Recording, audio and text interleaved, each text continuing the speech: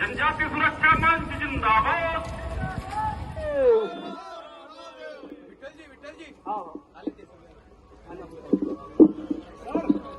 चला सर, अभी इनका भी बैठ मीडिया वाले येऊ द्या ना। आज के कार्यक्रम के अध्यक्ष है, कुछ उनको पूछना है।